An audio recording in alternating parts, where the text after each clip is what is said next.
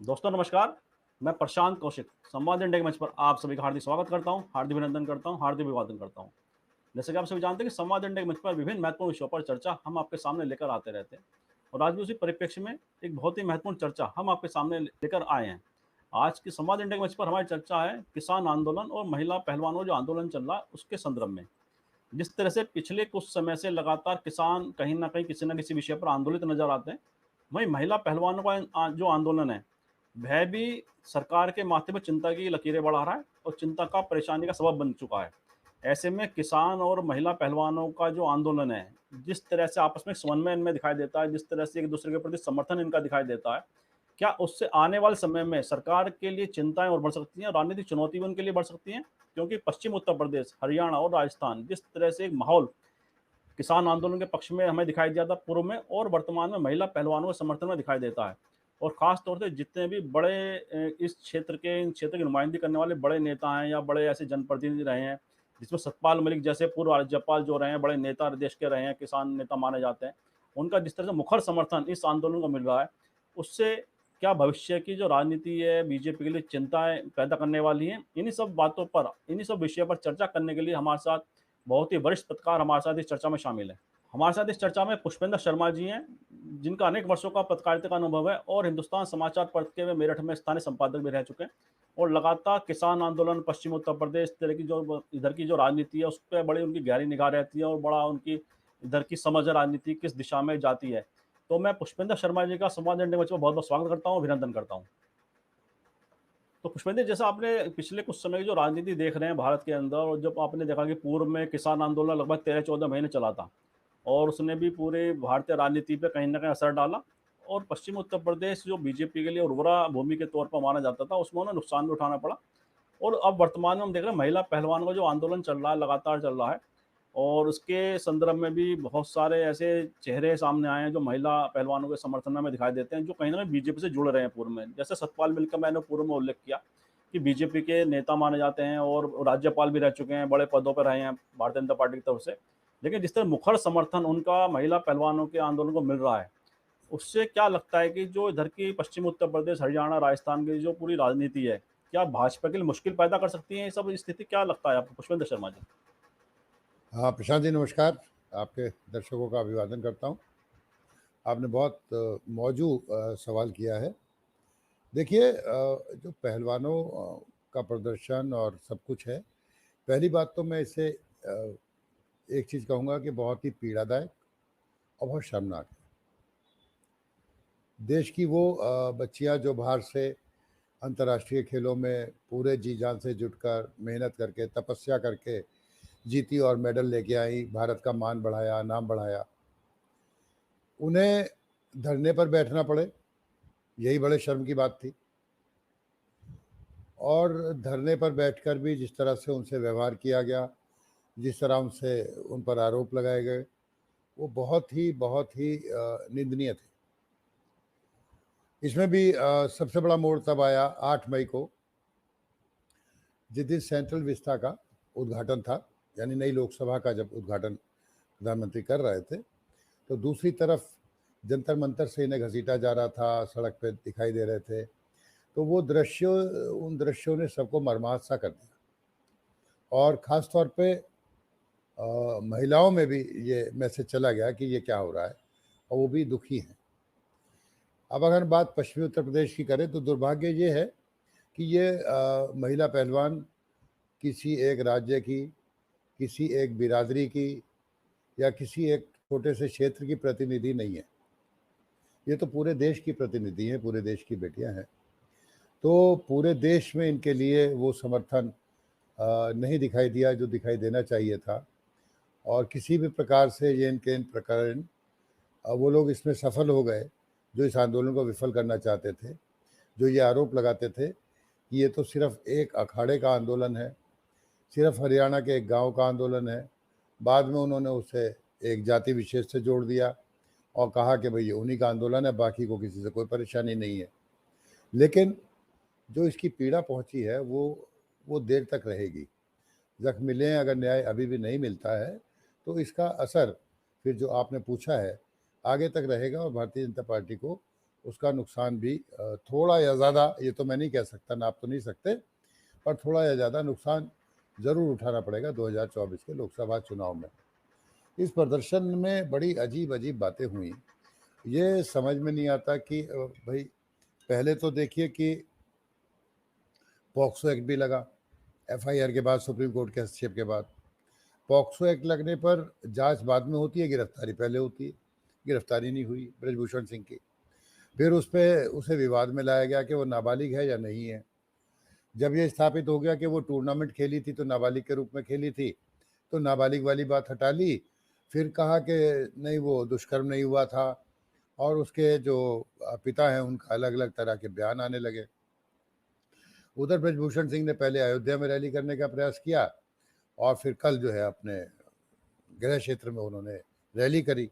वहाँ पर उन्होंने हुंकार भरी सारी बातें करी, और बड़े शर्मनाक बयान उनके समर्थकों के आए कि हमारे सांसद जी को ऐसा करने की क्या ज़रूरत है, उन्हें ज़रूरत होती तो यहाँ पर बहुत सुंदरियाँ हैं, इस तरह के शब्द कहे गए, तो और शर्म आने लगी।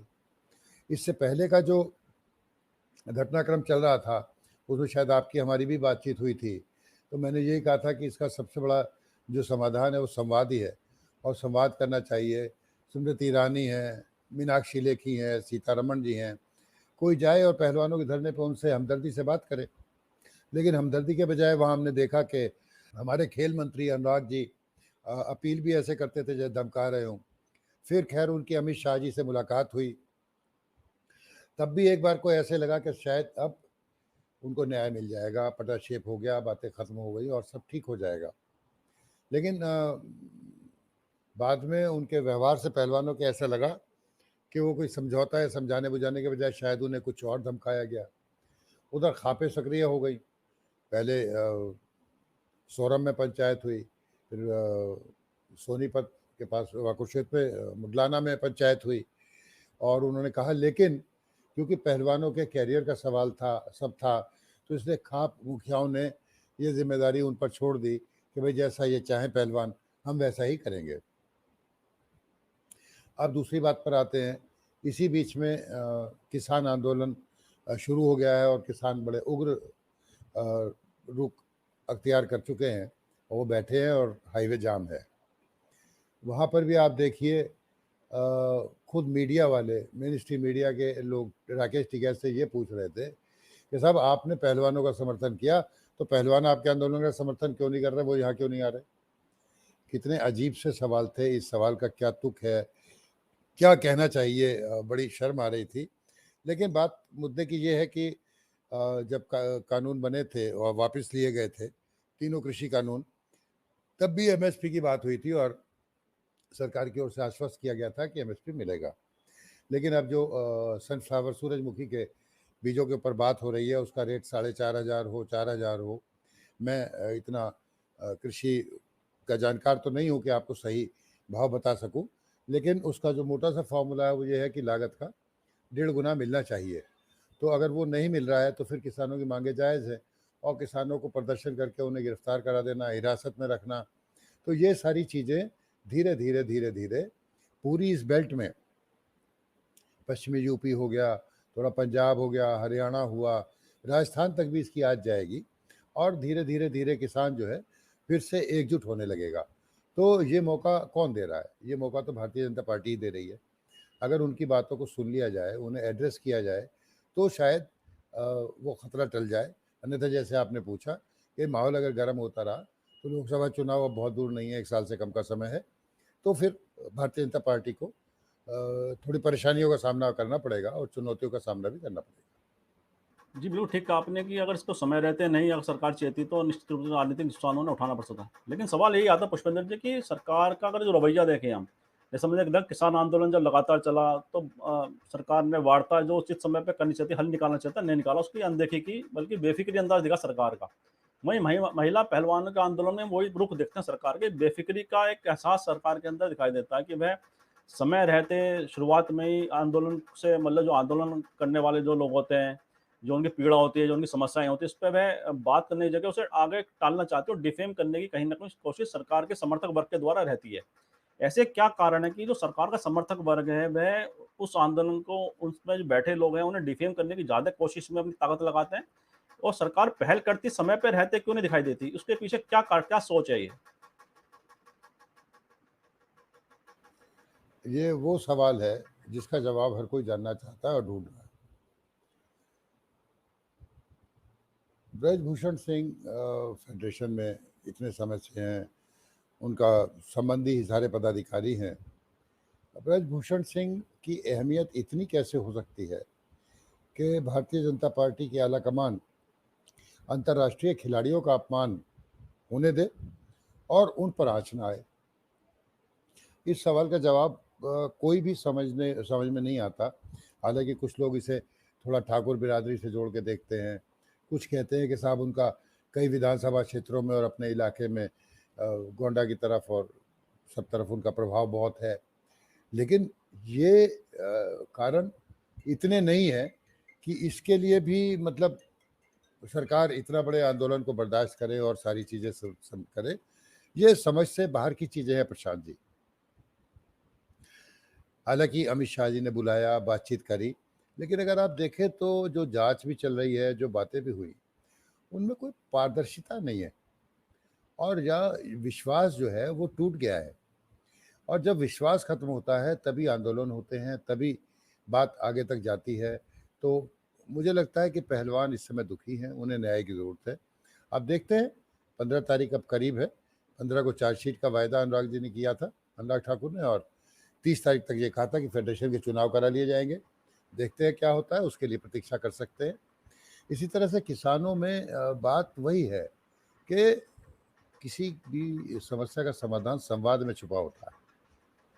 तो उनसे संवाद ना करके और उन्हें आंदोलन दिए किया जा रहा है, लाठियां बरसा के उनको अंदर किया गया, जेलों में किया गया किसानों को। ये अब इसे आप बेफिक्री का नाम देंगे, जो आपने शब्द यूज़ किया, या अहंकार है, या वो राजनीतिक जो लाभ हानि है उसका गणित लगा चुके हैं कि भाई एक आध सीट चली भी गई तो कोई बात नहीं। क्योंकि जब किसान आंदोलन हुआ, उसके बाद विधानसभा चुनाव हुए, तो कई विश्लेषक भी बहुत ज़्यादा नुकसान की बात कर रहे थे भारतीय जनता पार्टी को, पर उतना नुकसान नहीं हुआ था। रालोद का उदय हुआ, रालोद को संजीवनी मिली, गठबंधन बना।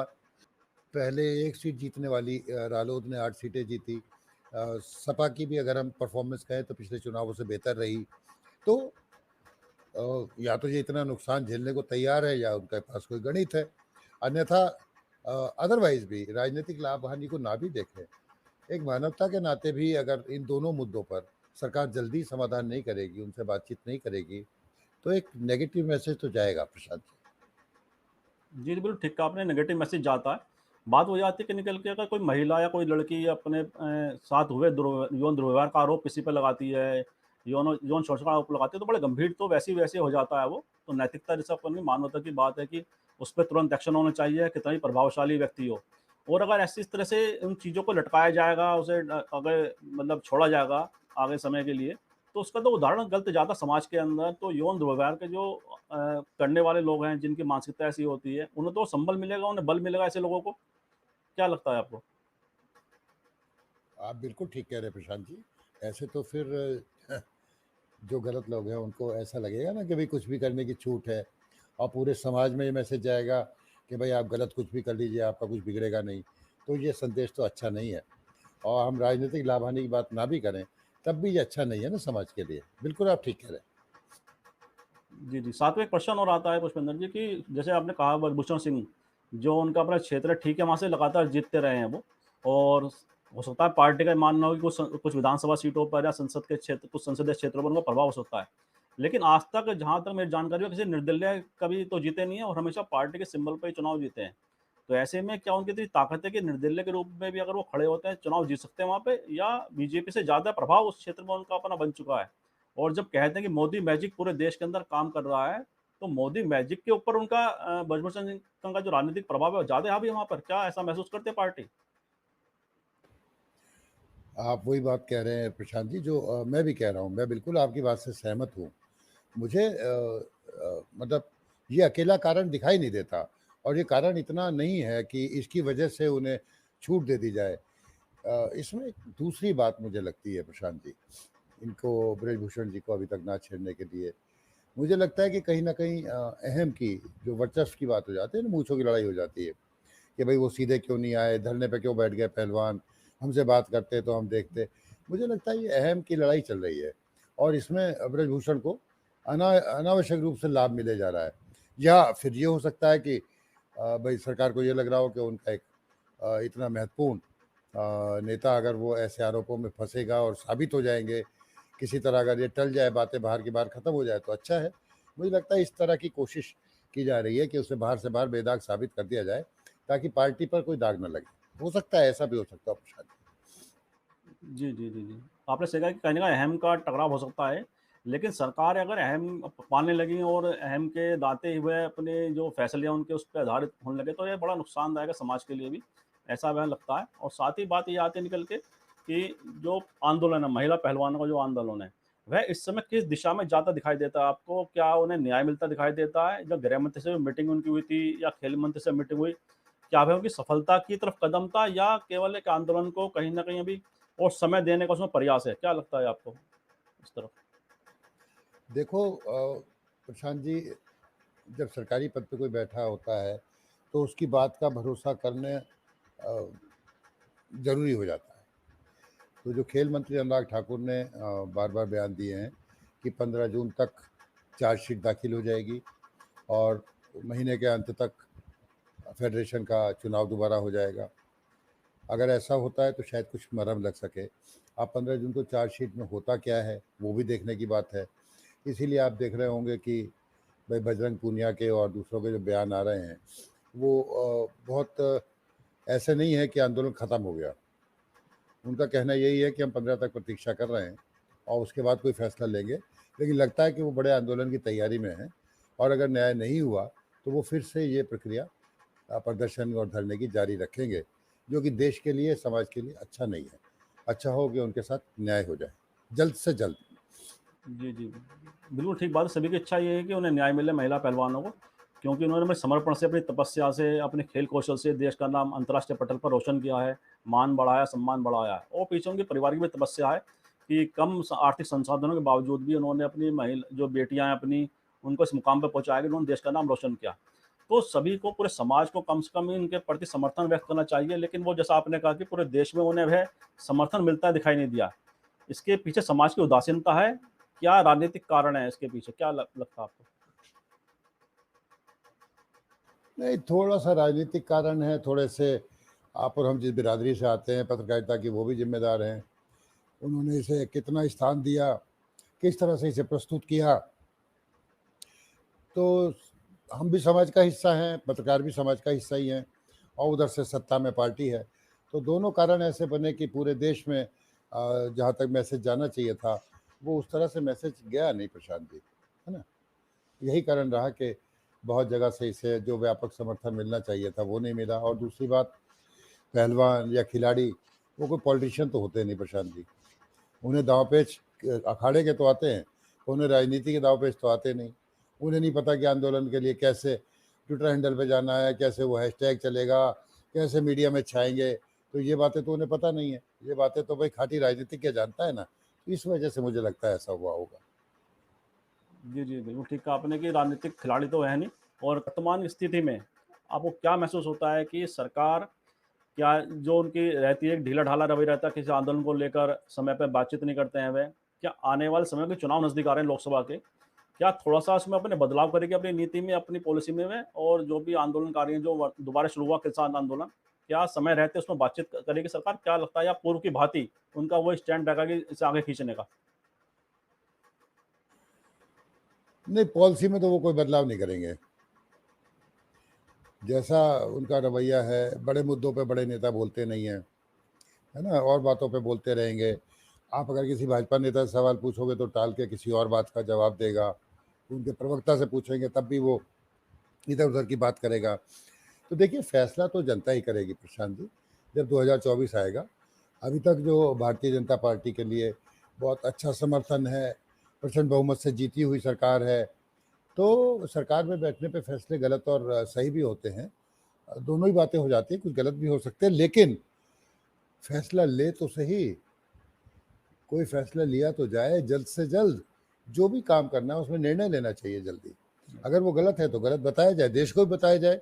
अगर पहलवान भी गलत है तो बताया जाए देश को पारदर्शी तरीके से, और अगर किसान गलत है तो बताया जाए कि वो नाजायज मांग कर रहा है। लेकिन कोई सामने तो आए, कोई कहे तो सही गलत मांग कर रहे हैं। ये मेरा कहना है। जी, महिला मंत्रियों की बात बहुत होती है कि महिला मंत्री जो हैं सरकार की, वह कुछ नहीं बोलती है महिलाओं से जुड़े प्रश्न पर। हमने पूर्व में देखा कि मीनाक्षी लेखी जो केंद्रीय मंत्री हैं, दिल्ली में जब महिला पत्रकार ने महिला पहलवान संबंधी उनसे क्वेश्चन करा तो भागने लगी, उन्होंने दौड़ लगा दी अपनी गाड़ी तक पहुंचने के लिए। वहीं स्मृति ईरानी हो या दूसरी अन्य मंत्री हो, कोई भी इस मुद्दों पे बोलता नहीं है। ये क्या नजरिया, ये क्या सोच है? मुझे लगता है वहाँ पार्टी में एक सहमति बन जाती है कि इस पर अगर कोई बयान देगा तो अनुराग ठाकुर ही देगा और कोई जबान ना खोले, और इसीलिए वो पत्रकारों से बचते हैं और अपने सवालों को टालते हैं कि इस पर स्टैंड जो है जो भी लेंगे वो अनुराग ठाकुर लें और कोई ना बोले इस पर। तो हो सकता है इस तरह का कोई निर्देश दे दिया गया हो और वो बचना चाह रहे हो, ये मुझे लगता है। नहीं, महिला मुद्दे में महिला मंत्री ना बोले तो एक अजीब सा नहीं लगता ये कुछ? नहीं तो ये तो मैंने ही कहा, अगर अच्छी बात होती, शुचिता की बात होती, तो जब जंतर मंतर पे ये महिलाएं बैठी थी, महिला पहलवान, तो मैंने तो आपसे नाम भी लिया कि स्मृति ईरानी या मीनाक्षी लेखी या निर्मला सीतारमण जाती और उन्हें प्यार से समझाती, बड़ी बहन बन के जाती, तो क्यों नहीं खत्म हो जाता? तभी खत्म हो जाता। जी संवाद जी। करते हैं, समाधान निकलता, उनकी बातें सुनते हैं, प्यार से उसके आंसू पोंछती, तो बात खत्म हो जाती। ये तो लंबा इसीलिए खिंचा कि किसी ने जाके बात नहीं करी। बिल्कुल ठीक कहा आपने कि संवाद की बहुत आवश्यकता है। सरकार और जो भी पीड़ित पक्ष है या जो भी आंदोलन कर रहे हैं, जो अपनी मांग उठा रहे हैं, उनके बीच संवाद का एक समन्वय होना चाहिए, जिससे कि चीज़ें समय रहते सुलझ जाएँ और ज़्यादा लंबा ना खींचें। इन्हीं शब्दों के साथ आज की चर्चा को विराम भी देते हैं और मैं पुष्पेंद्र जी का आभार व्यक्त करता हूँ कि उन्होंने बहुत ही विस्तृत तरीके से पूरे विषय की व्याख्या की और बताया कि इसमें इवेंट बट क्या हैं और किस तरफ क्या आने वाला समय राजनीति को ले जाता दिखाई देता है। आप सभी से मैं आग्रह करता हूँ कि इस वीडियो को लाइक करें, शेयर करें, कमेंट करें। साथ ही संवाद इंडिया चैनल को सब्सक्राइब के साथ बेल आइकन जरूर दबाएं, जिससे संवाद इंडिया के अपडेट आपको समय से मिलते रहे। आप सभी का बहुत बहुत धन्यवाद, बहुत बहुत अभिवादन।